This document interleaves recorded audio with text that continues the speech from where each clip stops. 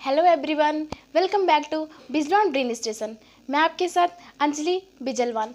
उम्मीद करती हूँ आप सभी लोग ठीक होंगे।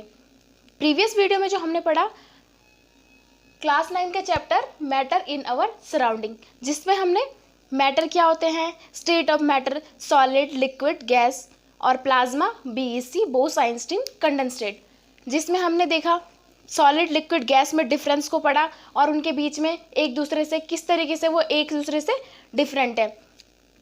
इसके बाद हमने उसमें देखा कि सॉलिड जो बनी होती है और जो कोई भी मैटर बना होता है वो किस तरीके से बना होता है, वो क्या होता है, उसकी एक फंक्शनल और स्ट्रक्चरल बेसिक यूनिट होती है जिसे हम कहते थे एटॉम्स। और एटॉम्स क्या होता है, जिसमें पूरी केमिस्ट्री डिपेंड करती है। आज की वीडियो जो हम पढ़ने वाले हैं उसमें पढ़ने वाले हैं हम इस चैप्टर की इम्पॉर्टेंट टर्म्स और एक्टिविटीज़, जिसमें हम इम्पॉर्टेंट डेफिनेशन और इम्पॉर्टेंट टर्म्स को रिकवर करेंगे। तो चलिए आज की वीडियो को हम शुरू करते हैं। तो सबसे पहले समझ लेते हैं बॉइलिंग पॉइंट। बॉइलिंग पॉइंट क्या होता है, एक वो पर्टिकुलर टेम्परेचर जिसमें क्या होता है, कोई भी लिक्विड यानी कि जो वाटर है बॉयल होके क्या होता है, एक लिक्विड गैस स्टेज में चला जाता है। यानी कि वो पर्टिकुलर टेम्परेचर जिसमें क्या होता है, कोई लिक्विड स्टेट में जो हमारे पास मैटर है वो क्या है, गैस में डायरेक्ट कन्वर्ट हो जाता है। उस टेम्परेचर, पर्टिकुलर टेम्परेचर को हम क्या कहते हैं, उस लिक्विड का बॉइलिंग पॉइंट। यानी कि डेफिनेशन में हमने लिखा है the temperature at which is a liquid start a boil, यानी कि वो टेम्परेचर जिसमें लिक्विड क्या होता है, बॉयल यानी कि उबलना स्टार्ट होता है, and liquid change into gas at 1 atmospheric pressure, यानी कि लिक्विड जो चेंज होगा गैस में वो 1 एटमॉस्फेरिक प्रेशर में होगा। यानी कि जो प्रेशर है वो कांस्टेंट रहेगा। कैसे रहेगा कि प्रेशर चेंज नहीं होगा, जो प्रेशर हमारे पास है उसमें हम प्रेशर में कोई चेंज नहीं लाएंगे। ठीक है, it is called boiling point. इसको हम क्या कहते हैं, boiling point. Boiling point of water is 100 degree centigrade. जो वाटर का बॉइलिंग पॉइंट होता है वो होता है 100 डिग्री सेंटीग्रेड। यानी कि जब वो अपने लिक्विड से गैस की स्टेट में जाता है तो उसको जो टेम्परेचर की नीड होती है वो कितने डिग्री सेंटीग्रेड की होती है, 100 डिग्री सेंटीग्रेड की। क्लियर है। नेक्स्ट देखेंगे हम मेल्टिंग पॉइंट। अब मेल्टिंग पॉइंट क्या होता है, वाटर ही ले लो आप, इसमें जब क्या होता है, कोई सॉलिड स्टेट में हमारे पास मैटर है और वो क्या है, मेल्ट होने लगता है, उसे हम मेल्टिंग पॉइंट कहते हैं। लेकिन जब वो सॉलिड से लिक्विड में कन्वर्ट होता है उसके लिए जो पर्टिकुलर हमें टेम्परेचर की नीड होती है उसी को उस फॉर्म का या उस स्टेट का क्या बोलेंगे, हम मेल्टिंग पॉइंट बोलेंगे। तो डेफिनेशन में हमने यही लिखा है the temperature at which a substance will melt, यानी कि जिस टेम्परेचर में सब्सटेंस मेल्ट होता है and solid change into a liquid, solid change होगा किसमें, लिक्विड में, एट 1 एटमॉस्फेरिक प्रेशर। इसमें भी वही कंडीशन आएगी कि सॉलिड लिक्विड में कन्वर्ट होता है एक पर्टिकुलर टेम्परेचर में, लेकिन कंडीशन क्या आएगी, 1 एटमॉस्फेरिक प्रेशर, यानी कि जो प्रेशर है वो एक ही रहेगा, यानी कि कांस्टेंट रहेगा। It is called melting point. इसे हम क्या बोलते हैं, melting point. A melting point of water, जो वाटर का मेल्टिंग पॉइंट होता है वो क्या होता है, 0 डिग्री सेंटीग्रेड। कैसे होता है, अब देखो जैसे हमारे पास 0 डिग्री सेंटीग्रेड में बर्फ होती है, अगर वो 0 डिग्री सेंटीग्रेड से 1 डिग्री भी अप हो जाता है, डाउन अप हो जाता है, तो क्या होगा, उसमें बर्फ गलनी शुरू हो जाएगी। और अगर वो 1 डिग्री कम हो जाएगा तो क्या होगा, वो बर्फ बनी रहेगी। तो चलिए नेक्स्ट को देखेंगे हम, इवेपोरेशन। चलिए तो इवेपोरेशन की डेफिनेशन को समझते हैं। It is a process of conversion of liquid into gas, यानी कि प्रोसेस किस चीज़ की है, लिक्विड की गैस में कन्वर्ट होने की। लेकिन इसमें क्या होगा, कोई पर्टिकुलर टेम्परेचर नहीं होगा। ठीक है, एट एनी टेम्परेचर, इसमें लिखा हुआ है कि किसी भी टेम्परेचर में। ये क्या होता है, वाटर क्या होता है, इवेपोरेट हो जाता है, उस कंडीशन को हम क्या बोलेंगे, इवेपोरेशन। नेक्स्ट हम देख लेंगे डिफ्यूज़न। डिफ्यूज़न यानी कि फ्यूज़न का मतलब होता है मिक्स हो जाना, और डिफ्यूज़न का मतलब होता है किन्हीं दो सब्सटेंस या किसी दो चीज़ों का आपस में मिक्स हो जाना, उसे हम क्या कहेंगे, डिफ्यूज़न कहेंगे।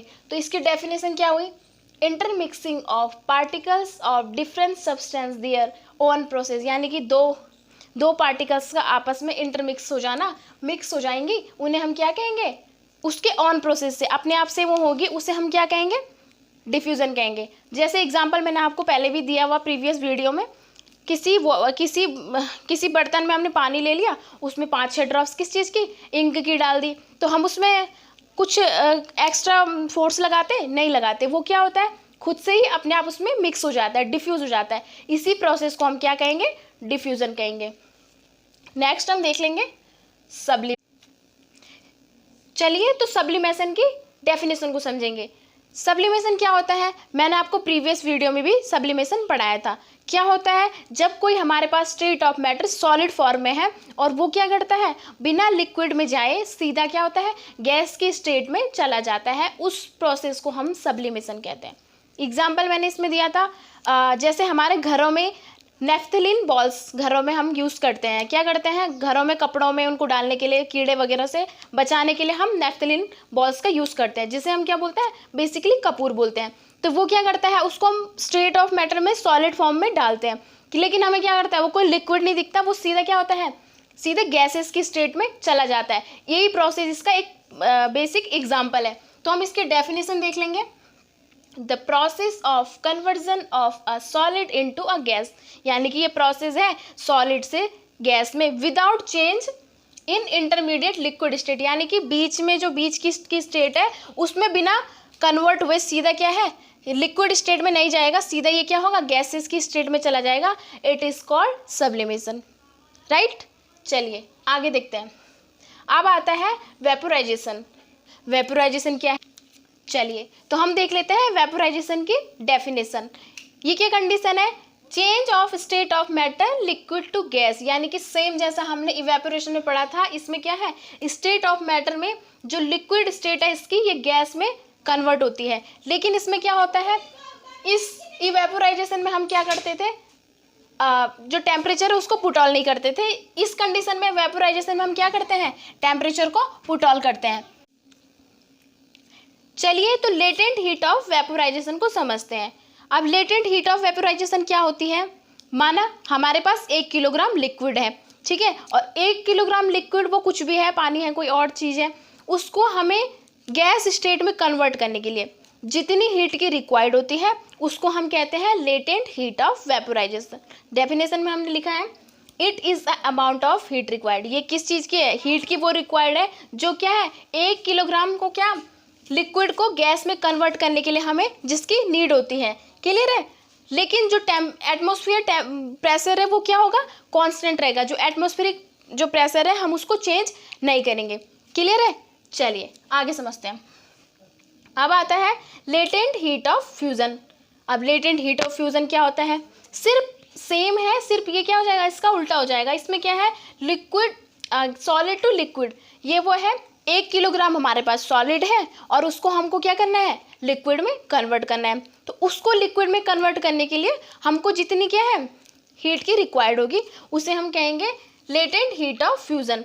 तो समझ लो इसकी definition, it is a amount of heat required to convert 1 kilogram to solid into liquid, यानी कि वो ये हीट की रिक्वायर्ड है जिसमें क्या है 1 किलोग्राम सॉलिड को लिक्विड में कन्वर्ट करने के लिए हमें जितनी हीट की रिक्वायर्ड होती है उसे हम लेटेंट हीट ऑफ फ्यूज़न कहते हैं।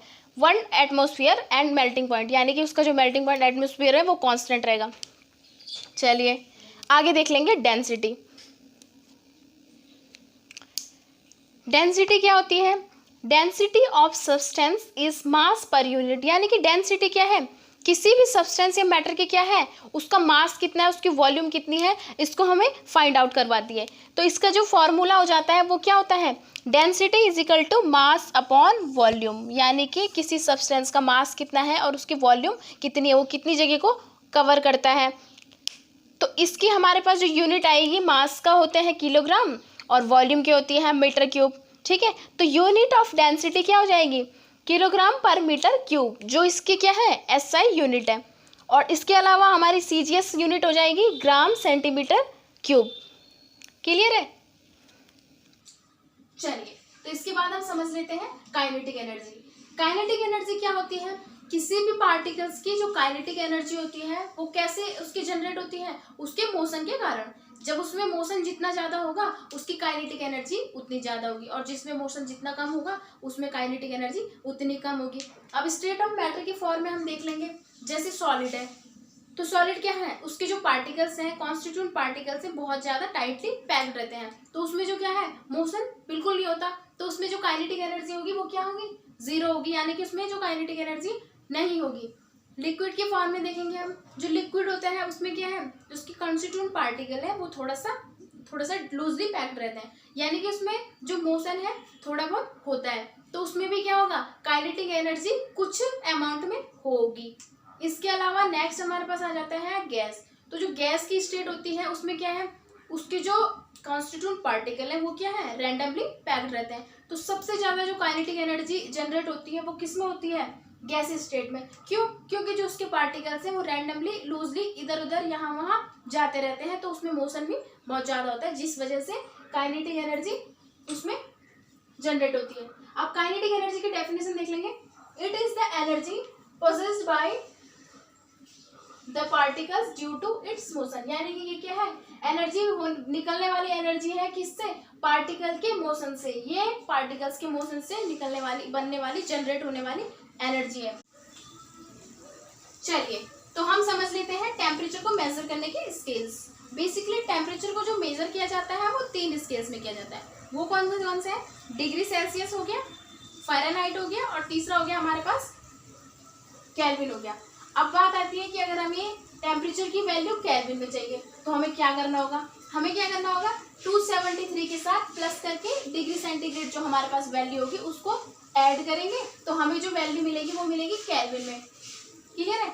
नेक्स्ट हम समझेंगे, अगर हमें सेल्सियस में वैल्यू चाहिए तो हमें क्या करना होगा, हमको वैल्यू दी होगी केल्विन में, हमको उससे 273 माइनस करना होगा, तो जो हमारे पास वैल्यू बन के आएगी वो होगी डिग्री सेल्सियस में। ठीक है। तो आज के वीडियो में हमने क्या पढ़ा, हमने इंपॉर्टेंट टर्म्स और डेफिनेशन को समझा, जिसमें हमने boiling point, melting point, diffusion और क्या है इवेपोरेशन, इन सब टॉपिक्स को क्लियर करा। आगे हम इसी से आगे के टॉपिक को कंप्लीट करेंगे। तब तक के लिए धन्यवाद। और आप हमारे चैनल में नए हैं तो हमारे चैनल को लाइक करें, शेयर करें। धन्यवाद।